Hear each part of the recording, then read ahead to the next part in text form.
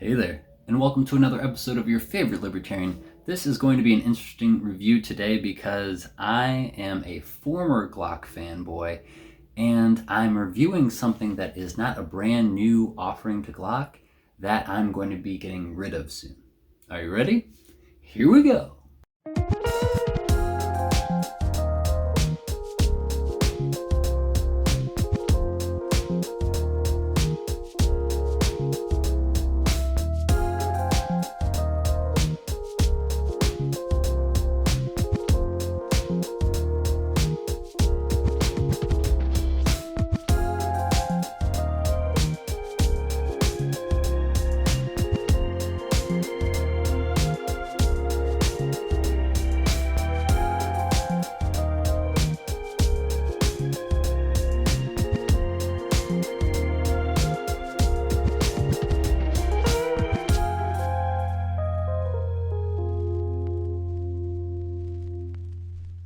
This is the Glock 43, not the 43X, not the 48, the 43. This is the one that is single-ish stack and holds 6+1 in this kind of single stack, kind of staggered stack magazine. This gun, when purchased brand new, comes with two 6-round magazines, one with a flat base plate, one with a pinky extension base plate, a special magazine loader that is thin enough for this particular single-ish stack magazine, one of those locks that no one ever uses, a little cleaning rod and brush that attaches to the cleaning rod, the owner's manual, and of course the classic Glock case. Let's talk about my relationship with Glock. First off, I'm not sponsored by Glock in any way.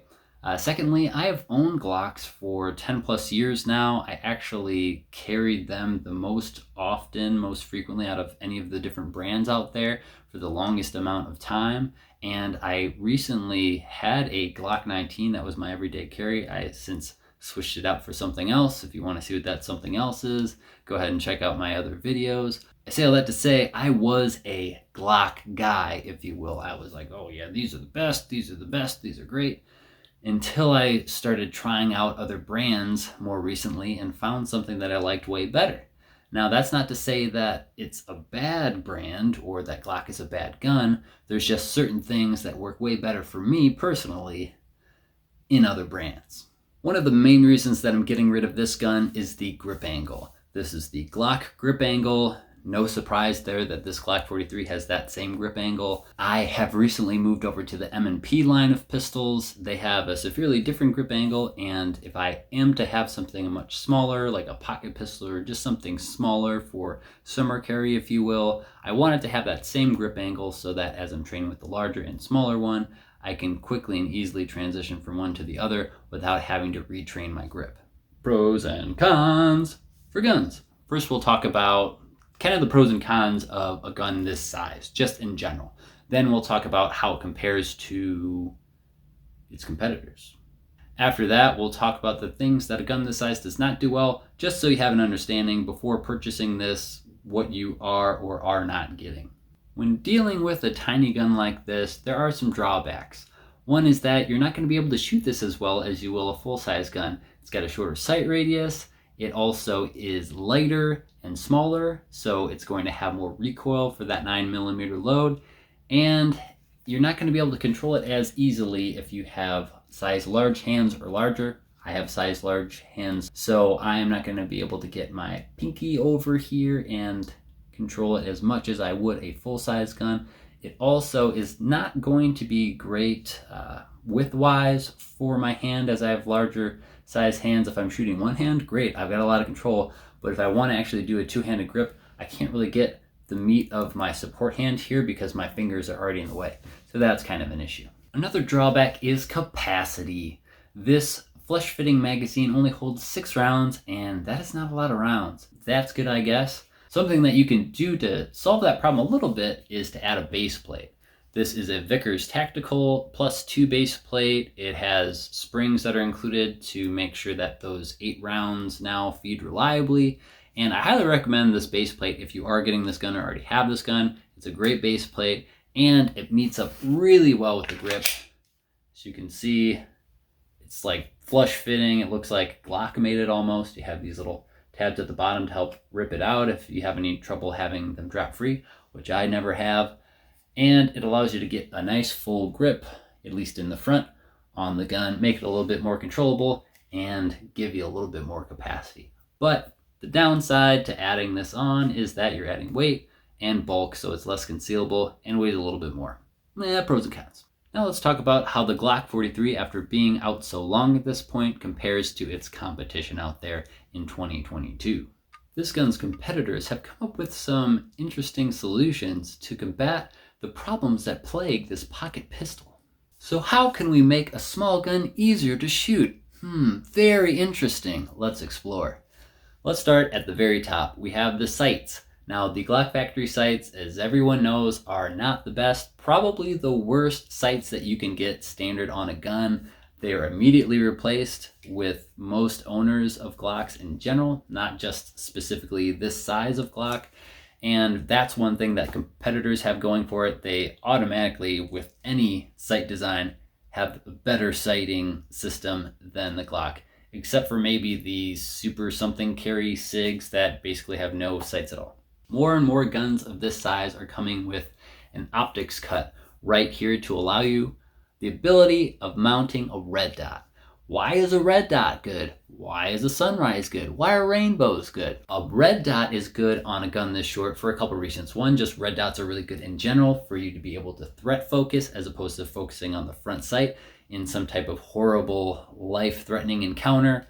And red dots kind of eliminate the need to have a long sight radius to have a really accurate shooting handgun, because you don't need to line up a front and rear sight. You just superimpose the dot over what you want to shoot, and then you just do your part and it does its part. Another thing that I'm seeing with competitors, besides being able to attach stuff up here, you're also able to attach stuff right here. This particular gun has no light rail, and a lot of the competitors are coming out with models with light rails on them. Now, you don't have to put a light on your gun, so you old timers, don't freak out, don't foot out on me now. If you want to, though, it's nice to have the option to. We like options. You don't have to put a red dot on it if it's got a cut for an RMR or a RMR CC. You don't have to put a light on it if it has the ability to accept a light. But some people, even pocket carrying or just holster carrying otherwise, want to put a light on their gun so they don't have to shoot in the dark one-handed. Have you ever shot a gun this small, or any gun in general, one-handed while holding a light in a low light environment?